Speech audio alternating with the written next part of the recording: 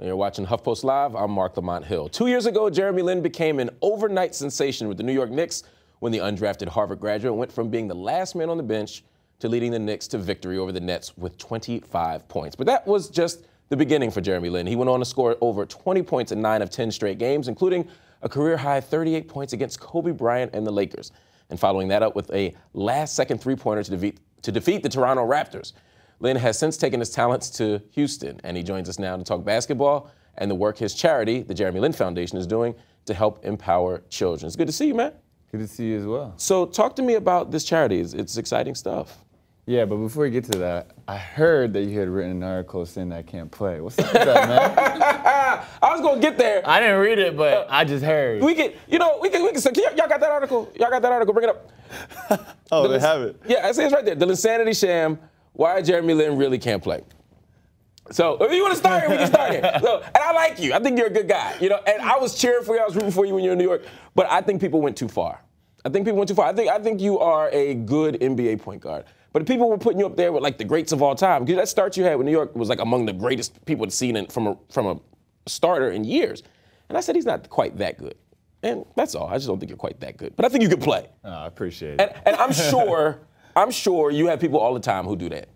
Oh, yeah. I mean, it seems like these days it's either I'm the best ever, I'm the worst ever. So exactly. It's probably somewhere in between. And that's all I'm saying. I think you're somewhere. I think you're a good, solid NBA point guard. Maybe a backup, maybe a starter, but somewhere in that range. Cool. I just don't want people putting you in John Stockton territory yet. Oh, no, yeah. But I appreciate the honesty. But tell me this, first of all, tell me about the foundation, because that actually is good stuff. And that's one of the things I appreciate about you is the service you offer the world. Yeah, no, we've just been, trying to find ways to empower children and also to be able to just be there for them and show them that we love them and care for them. And we feel like there's a lot of kids out there that are dealing with maybe issues that are kind of swept under the rug. And so, our foundation is just aimed at going into specific communities or areas and trying to find out what is that need in that community and being able to address it. And so it'll look different everywhere we go. Right. What are some big issues you guys want to address or find yourself addressing? For example, in Houston, we work with a lot of immigrants and refugees and people coming from different countries and not being able to speak English and not having the money to be able to have a quote-unquote normal upbringing for their children, and so it's kind of a tough situation. I think in the Bay Area, we've done a lot of stuff in East Palo Alto and the Tenderloin in San Francisco, just really impoverished areas. And then, overseas, we've done stuff in Taiwan. There's like an Aboriginal community that we always kind of go check out, and they kind of get swept under the rug as well. So it just looks different everywhere you go. Wow, it must feel good to be able to actually reach back and do some of this stuff. Yeah, I think that's something I've always loved doing, and it started with my teammates growing up, and some of them lived in East Palo Alto. It was a really rough neighborhood, and so when I would go pick them up, sometimes they talk about like gunshots and different things like that, and I realized like my upbringing was so different, and so I always told myself if I get a chance, I'm gonna kind of go back and help out. Speaking of your upbringing, was it hard for your friends, your family who watched you grow up to imagine you being where you are now? Yeah, I mean, it's hard for me to imagine it too. Like, there are still times when I have to like pinch myself, and it's like, okay, I'll wake up and be like, what do I have to do today? And I'll be like, I have to play basketball, I have to go work out. There's still days when I'm like, that's so crazy, or that's so weird. My other friends are wearing a suit and tie and going to a cubicle and doing their thing. But I get to wear shorts and tank tops and things like that. So. But yeah, my friends and family, I think there are always different times and different things that kind of happen, and we're just kind of blown away at, the journey. Were you discouraged by like friends and family from pursuing this journey along the way? Yeah, for sure. My mom, she was kind of ridiculed or made fun of by other people growing up because we played so much basketball, and everyone's just like, why do you let your children play so much basketball? Like, they always said, like, there's a saying, and they say it in Chinese, but it's like, they're not gonna be able to rely on that to like feed themselves when they're older. And now it's kind of like it worked out, and so I'm thankful to my parents. They really they just saw how much I enjoyed playing, and me and my brothers enjoyed playing, and they were just like, hey, if it makes you that happy, go for it and play as long as you can. Did they think you were going to go pro? No, like none of us knew. We didn't even think I was going to make it to college to play. We just love playing. And that's crazy to me. I mean, because you're one of the better high school players in the state. Yeah, but like when I was a sophomore, my high school coach was like, "Dude, you can play in college," and I was just like, "All right, dude." Like, I just want to play right now. Right? It's like, let's just worry about my junior year. But yeah. So then Stanford is a school that you wanted to be at. Cal's a school you wanted to be at. They didn't heavily recruit you despite being one of the best players in the state. You could have walked on at a big school like that. You decided to go to Harvard instead. What made you make that choice? I just wanted to have more security in a spot on the team. And so you know how it is with walk-ons versus scholarships. It's just kind of you're expendable at some point. Yeah. But Harvard actually really wanted me, and they were really the only Division I school that wanted me. And so, you know, for me, it's like, yeah, I get a great education. I get to go there, have a spot on the team, and you know, from there, just try to work my way up. Right. When you didn't get drafted in 2010, were you surprised? Were you expecting to get drafted late second round? What was your thought process? I thought it was a 50-50 chance. I thought I had probably 3 really good workouts, and one of them was here in New York. And I actually thought that if I didn't get drafted by New York, I probably wasn't going to get drafted at all. Well, if it makes you feel any better, not getting drafted by New York is probably a badge of honor. They almost never make the right draft. Man, so that's a good thing. So when you finally got, let's fast forward a little bit, when you finally got time to really play, because you obviously, you know, you went to these other places, you were in Dallas you had a cup of coffee with Dallas, you're in Golden State, you're in these places. Then you end up in New York, and you're on the bench, and then suddenly there's some injuries, some stuff happens, team's in disarray. They put you in the game, and you drop 25. What were you thinking? Man, I was like, I remember after that game, I was in the shower and I was just like crying tears of joy. I was just like, dude, they can't cut me. Like, they have to keep me. Like, after this, they have to keep me. Wow. So you were just happy to have a permanent spot on the team or a secure spot on the team. Yeah. I mean, I was, you know, I didn't even get an apartment or anything. I was just kind of like living off my brother and sister-in-law, and I was just kind of waiting to see what was going to happen, just kind of day to day, week to week, hoping I'd be there. Yeah. And after that, I was just, to be honest, I was just happy that I could be in the same, like on the same team until, you know, April when the season ended. So I was pretty excited. Wow. And then you run off that entire string. I just want to talk about the Lakers game. Because, again, as much trash as I talk, I was cheering for you during that time. Because people were talking way too much. Like people like, you know, like Floyd Mayweather and others would say, you don't even belong in the NBA, which was just not true to me. You were killing it for this string. You dropped 38 on the Lakers. You know, and a couple of possessions, Kobe was guarding you. That had to be extra special. Yeah, that was like, in terms of like hype going into a game, I don't think like I've ever been a part of a more talked about game than that one going in. It was just like, you know, New York, LA, like in New York, and it was just insane. And so and that was the game you were supposed to get shut down. Yeah, that was the game kind of that like arguing about it or something. I didn't know at the time because I wasn't listening to any of the news or reading anything. But then like later on, it was kind of like people were debating, and it was like, oh, they have Andrew Bynum and Pau Gasol, and it'll be tough to, you know, score and stuff. But you know, I just told myself, I was like, look, I'm gonna be really, really aggressive and see if we can get out here with the win. Well, it worked for you, man. It worked for you. You had a good run up until you played the Miami Heat. You remember that game? No, I definitely remember. Of course, you remember that game. Mario Chalmers was guarding you full court, and that's when I was like, okay, there's some holes here that can be fixed. I mean, young players, that's what they have to go through. Yeah. But did you feel there was a point where you felt as if the hype was too much, even for you, where people were overstating how good you were, that they were backing you into a corner? Yeah, I mean, I think. You know, I don't think through the whole process I was very comfortable at all. It was just actually a funny thing. I told the story yesterday, but after the New Jersey game, I told my brother and sister, I was like, I really hope I don't start the next game because like that's just going to be like a lot at once, you know, and they're just going to throw me into it. And I literally hadn't run a single like practice with the first team. I had never played with them ever before, ever been on the floor at the same time as them. And I was just like, oh my goodness, don't put me in the first lineup. Like, I don't know what's going to happen. But everything kind of just happened so fast and built on so fast. And then it, you know, I would say the hype was definitely, you know, exaggerated. And then I think that created a polarizing effect where then some people were like, okay, no, he can't play at all. And I think now what you see is, you know, two extremes. And like I kind of mentioned earlier, I just think it's somewhere, there's a soft spot somewhere in the middle that I think is probably more accurate. And that's fair. Why'd you leave New York? Why'd you really leave New York? I think the, you know, I'm not sure if you could say I left New York. Okay. I'm not sure if that's exactly accurate, but I would just say, I think God has a perfect plan for me, and I ended up in Houston, and the way it all happened, without getting into too many details, is just it was restricted free agency, and so in some sense, there was only so much that I could control, and not everything was in my control. Restricted free agency. Another team makes an offer. The Knicks reserve the right to keep you if they match the offer. Houston made a pretty significant offer for you, particularly in the back end of the contract. Yeah. Were you surprised that the Knicks didn't resign you, particularly since at the end of the season you played in, they said he's coming back? Yeah. Actually, yeah, I was surprised, but were you hurt?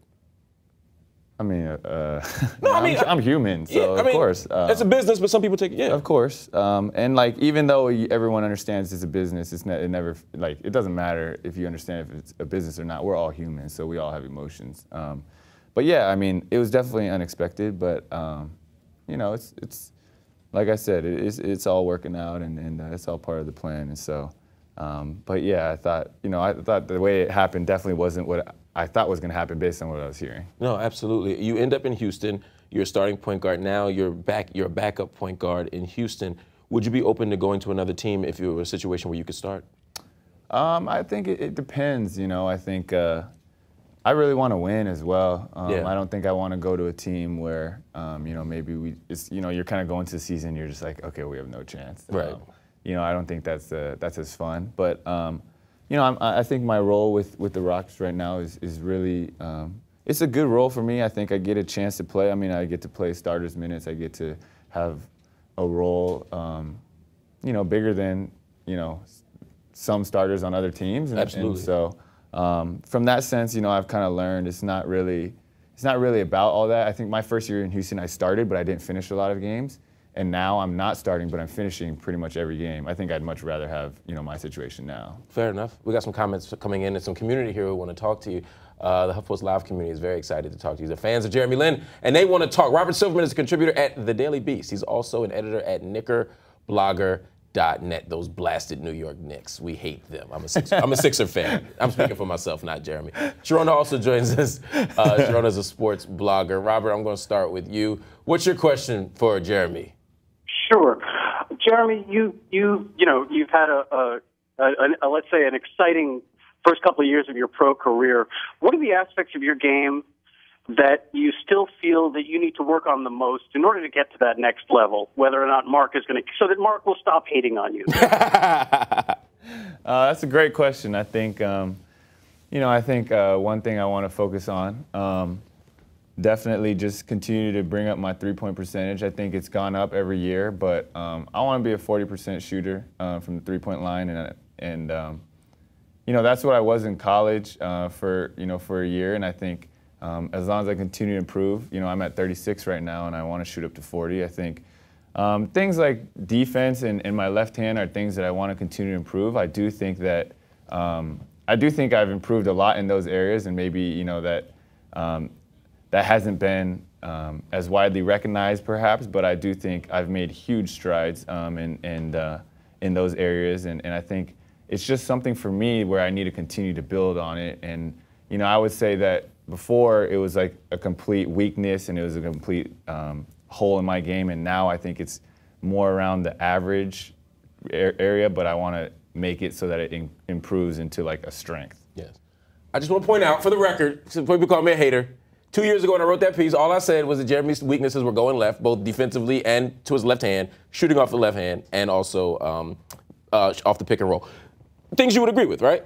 Yeah, I for sure. I'll be the first to tell you where my holes are, and I have a lot of holes. And a lot of pros do. They're all stars who have huge holes in their game. So again, I ain't said nothing that Jeremy Lin didn't just agree with. So we're gonna go to Sharona in 1 second, but there's some questions coming in from the HuffPost Live community that I want to bring in. One is, if you have a choice of any NBA coach team to play for, who would it be and why? Any NBA coaching team. So I can choose a coach and put him on a team. Yeah.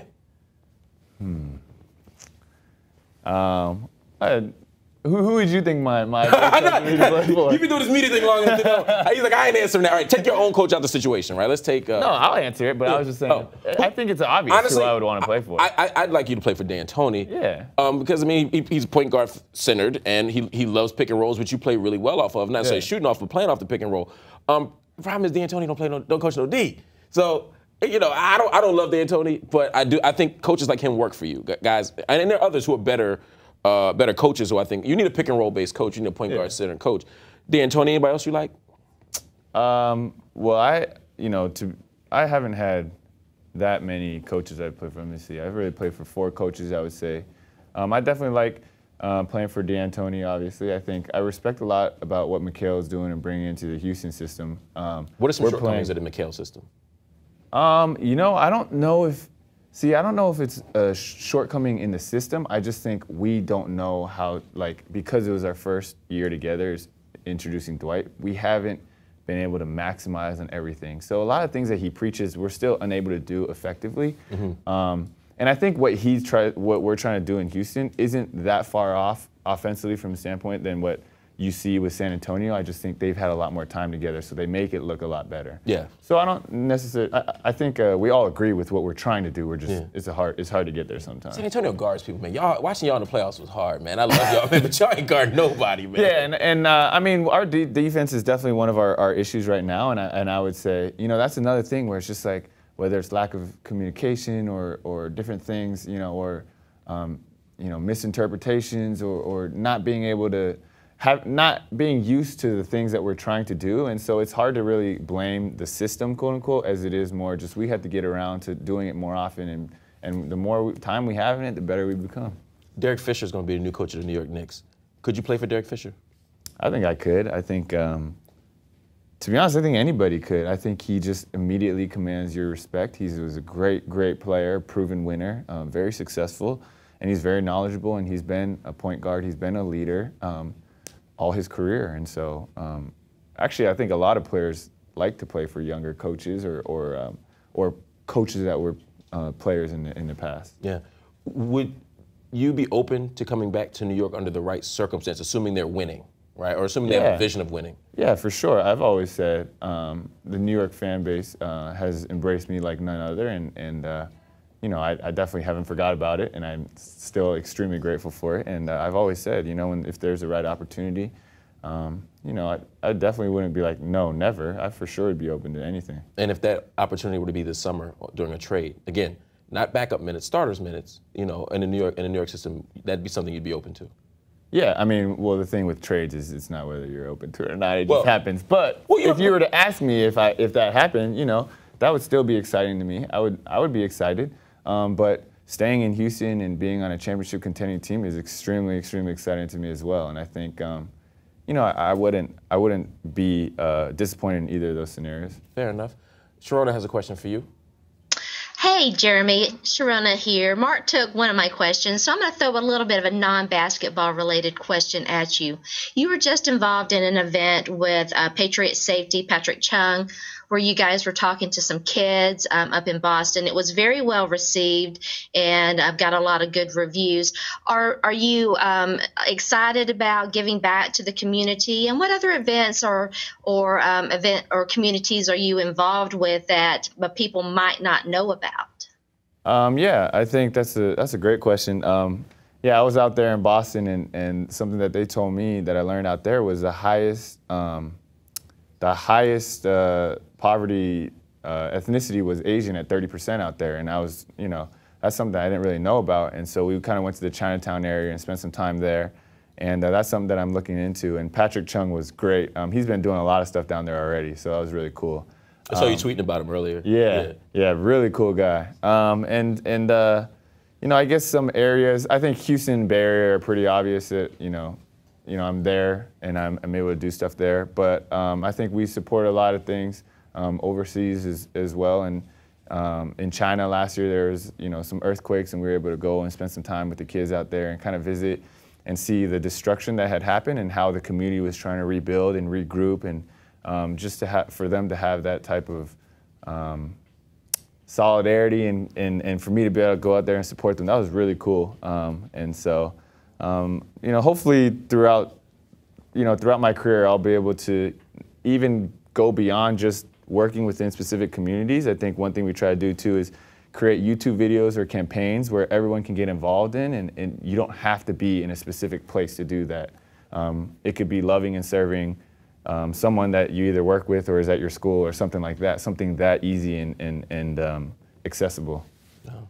All right, thank you, Sharona, for joining us. Thank you, Rob, for joining us as well.